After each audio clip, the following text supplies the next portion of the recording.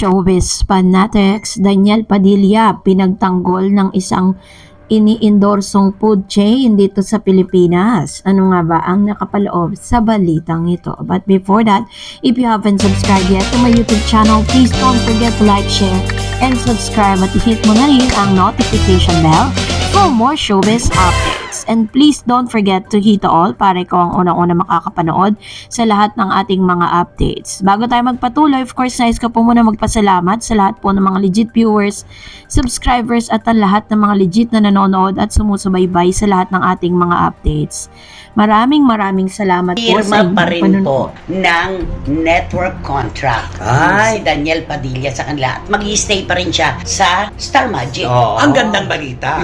Kasi diba? talagang di na siya, alam mo, at least may maaasahan siyang kita. Kasi napabalita nabibitiwan na raw siya. Palagay mo ba, kung ikaw ang taga Star Magic, ikaw ang taga ABS, bibitiwan mo si Daniel Padilla? Sa tingin ko, kung ako kung ang opinion ko, hindi ko sa bibitiwan. Bakit? Ay, siya ang mainit na pinag-uusapan. Kaya alam mo naman ang mga taga Star Magic, kung sino yung mainit, yun talagang inaano nila. Ay, talaga. Inumpirma nga ni Miss Christy Permin sa kanyang latest Showbiz Now na itong si Mr. Daniel Padilla ay magre-renew pa rin ng panibagong kontrata sa ABS-CBN. Ito ay matapos na kumalat nga na parang hanggang sa ngayon ay hindi pa rin sila pumipirma. Pero naglabas na nga po ng statement ang kampo ni Daniel Padilla that they will continue their contract under Star Magic and ABS-CBN. Ganon din naman po itong si Miss Catherine Bernardo. Pero mas malala pa ang ilan sa mga kumakalat na balita. Matatandaan noong April 7, 2022 ay napabalita na may sarili ng branch ng fast food chain itong si Mr. Daniel. Sabi po ng balitang ito, sa wakas binuksan na ni Daniel at ang kanyang ina na si Carla Estrada ang sariling branch ng fried chicken and fast food franchise sa Tacloban City.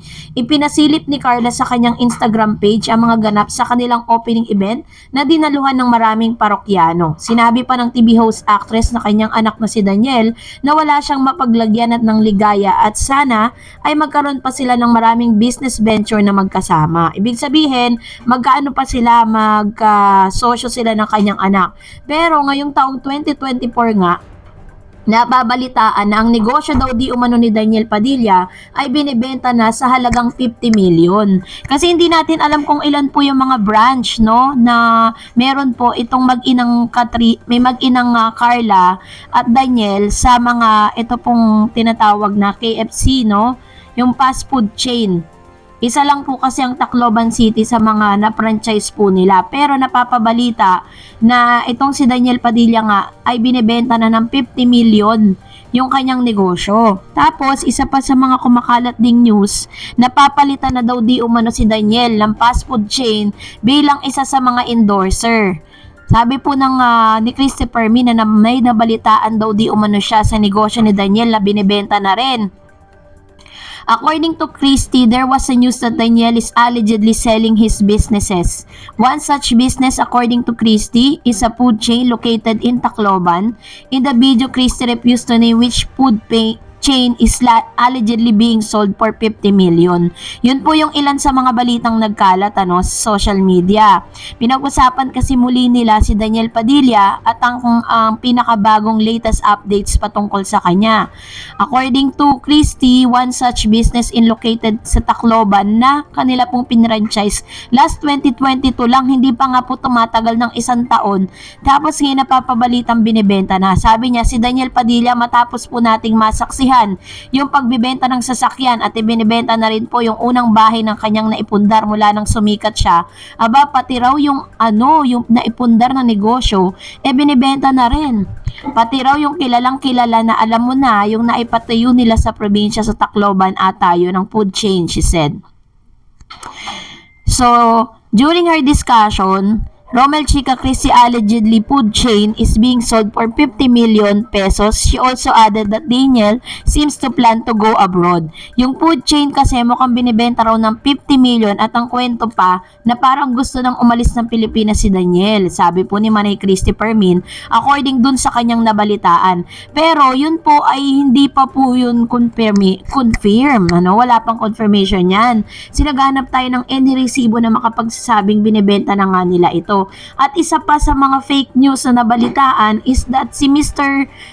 Ito daw pong si Donnie Pangilinan daw di umano ang papalit bilang isa sa mga endorser ng KFC. Sa bagay na pinabulaanan ng isang food chain restaurant, which is nabanggit nga natin yung KFC, na ito po ay totoo sapagkat si Mr. Donnie Pangilinan po ay isa sa mga endorser ng Jollibee. So paano po mangyayari yon? Di pwede pong mademanda itong si Donnie kapag po nag-endorso siya ng panibagong same product kasi nakalagay po yan sa kanilang kontratang pinirmahan, not unless na hindi na po siya connected sa Jollibee or hindi na po siyang isa sa mga endorser nito kasi nung last year, in-endorso niya po yan kasama si Miss Bell. So, imposible yon. Kaya lahat po ng kumakalat na yan is hindi po totoo. No? Tanging yung food chain na po talaga yung naglabas ng kanilang statement patungkol sa issue na yan. So, dahil dyan, narito ang ilan sa mga komento ninyo patungkol naman sa ating last update.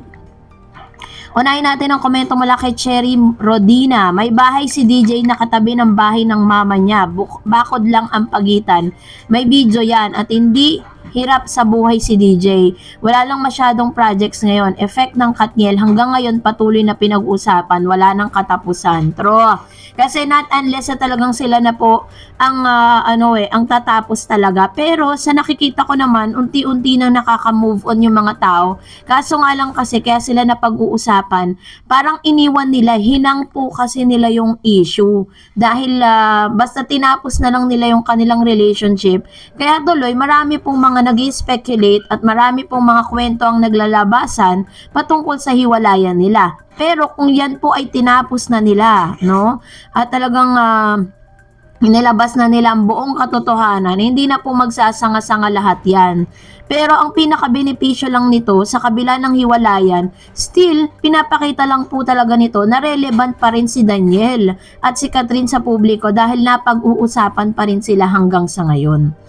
So, dahil dyan, sabi ni Yuri Rerio, tama, paano mo imbitahan ng isang tao kung 2020 pa hindi sila nagkakausap? Bakit kaya ganyan ang ibang tao ngayon? Kahit wala namang problema dun gagawa ng version para may mag-away. True, marami po kasi talaga yung parang mina-mindset, parang pinopoison yung mind nung isang kampo para lang po sabihin or para lang may mapag-usapan. Well, actually, base po naman sa mga base po dun sa interview na naganap dito kay Dominic, wala po siyang sinabi na masama against Daniel. Sinabi niya lang kung ano yung sa loobin niya na hindi sila okay at hindi sila nag-uusap ni Daniel way back 2020 pa. Sabi ni Miss Sylvia Bernadas, anong pakialam natin kung nagbenta sila ng property? Sila ang may-ari at ang magdidesisyon kung anong gagawin nila Carla at Daniel Padilla. Hindi naman tayo bibigyan ng pera galing sa bentahan. True naman tayo dyan, di ba? Totoo naman yung sinasabi dito ni Ma'am Sylvia Bernadas. Siyempre, masyado lang parang masyado lang siyang ginagamit yung way na yon or ginagamit yung news na yon against Daniel. Akala nila masisira nila ng ganon-ganon lang si Daniel Padilla, no? So kayo po, ano pang saloobin ninyo patungkol dito? Comment down below. And that's it for today. For more videos and updates, please don't forget to like and subscribe, and please don't forget to follow my Facebook page, Dareds TV. God bless everyone.